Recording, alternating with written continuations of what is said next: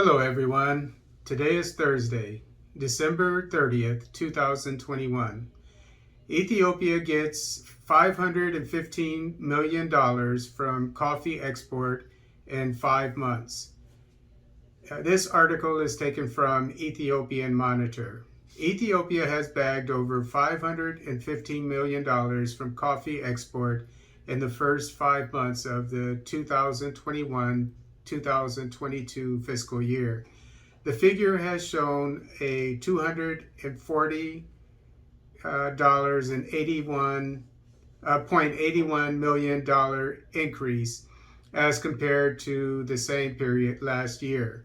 The country has exported over 133,113 tons of coffee and earned $515 million in the 5 months, said Ethiopian Coffee and Tea Authority today.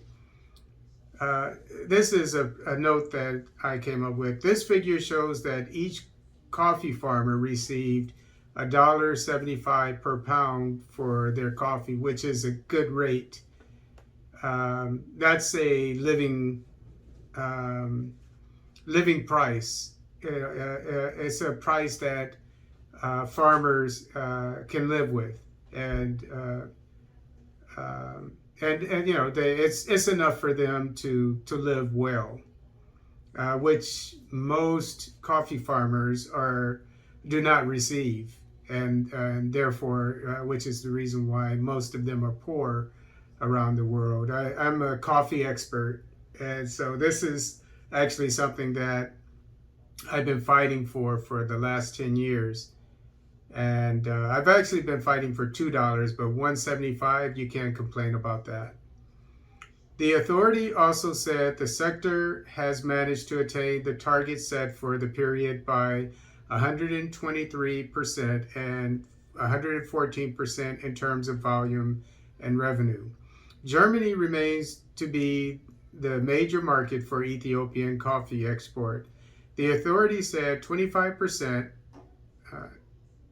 that is 32,889 tons, of the total coffee exported in the 5-month period to the European nation, generating nearly $110 million.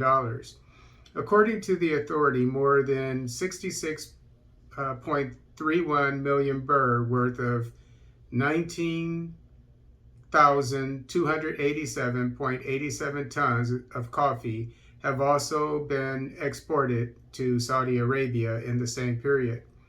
This has made the Gulf nation the second top destination for Ethiopian coffee export.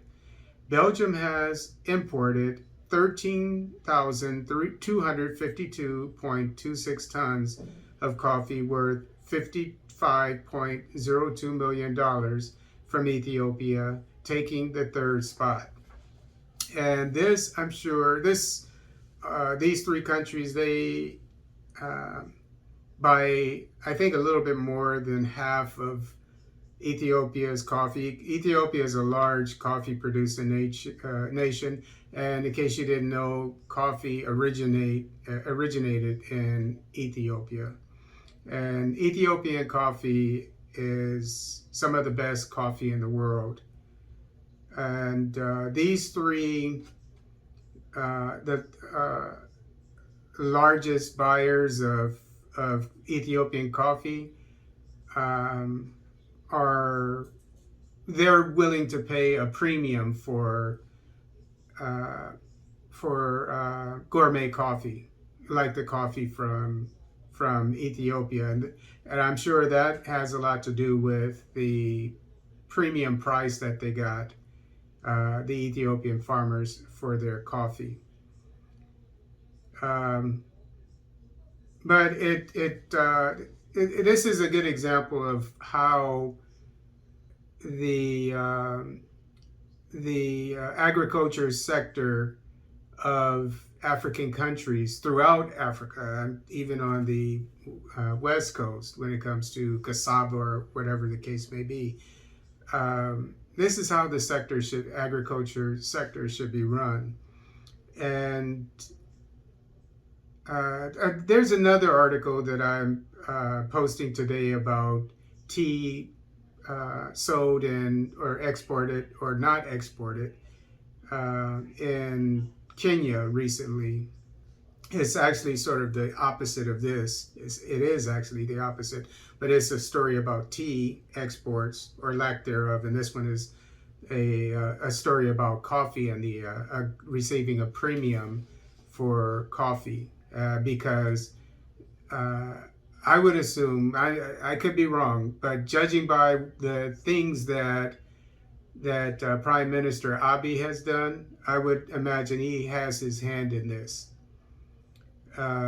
because he's done a lot of good things for the agriculture sector in the last few years, and is very similar to what Magufuli did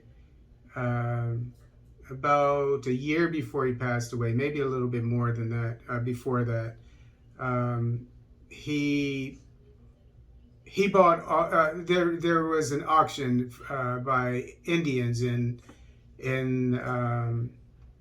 I think it was Dar es Salaam. Pretty sure it was Dar es Salaam in the capital, the port city.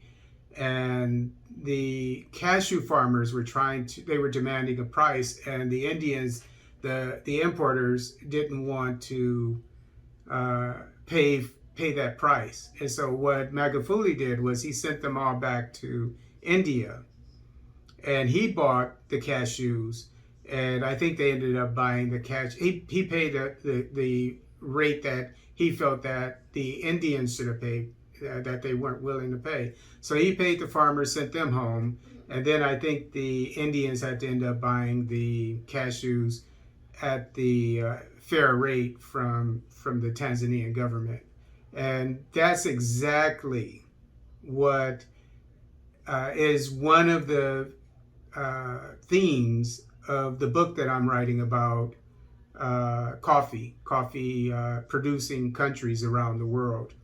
That the governments should get involved, just like Magufuli. Before I became a fan of his, I came up with this same concept 10 years ago. And so I think that Prime Minister Abiy has a similar method, but I know he has his hand in the